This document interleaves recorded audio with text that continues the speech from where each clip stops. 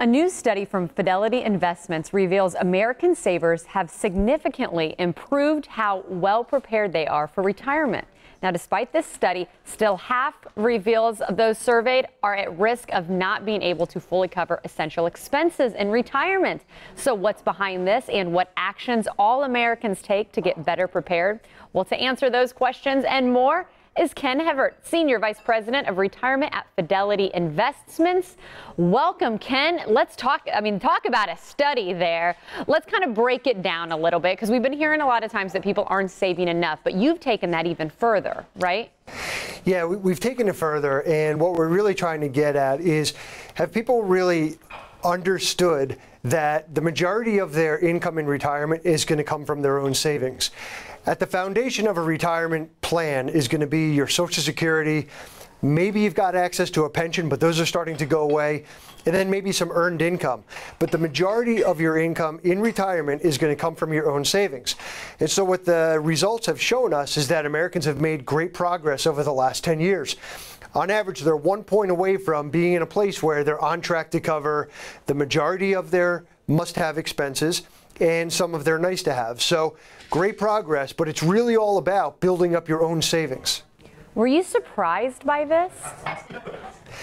You know, what really surprises me is that whether the individual or the household has done a great job of saving and they're on track to live the lifestyle they want to, or they've fallen behind, people are still not sure. They're not sure about how much they should save, and they're really not sure about what expenses are going to be in retirement. That's the tricky part for everybody.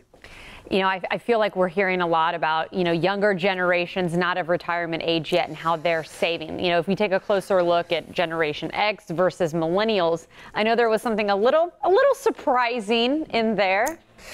Well, what was really terrific to see and maybe surprising is that the Millennials have caught up to Gen X. Now, it doesn't mean that Gen X isn't doing a good job of saving and really, putting their best foot forward. But Millennials they've seen what happens, to their family, to their neighbors, coming out of the recession 10 years ago as they try to enter retirement if they haven't saved enough or if they haven't invested the right way. And so Millennials have really taken that to heart. They're doing a great job of saving in 401ks, in Roth IRAs, and other types of savings accounts. However, there's one thing that Millennials could do a better job of is making sure those savings get invested in a way that's appropriate given their risk and their time horizon. They tend to be a little conservative with their money, and they just need to make sure that they've got the right balance of stocks, bonds, and cash.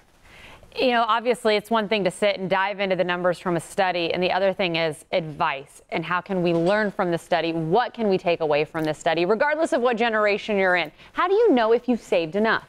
It really is tricky. And as I said before, it's one of the things that hangs people up is they don't know how much money they need because they don't know what their expenses are going to be. And people are concerned about healthcare costs and, unexpected emergency expenses.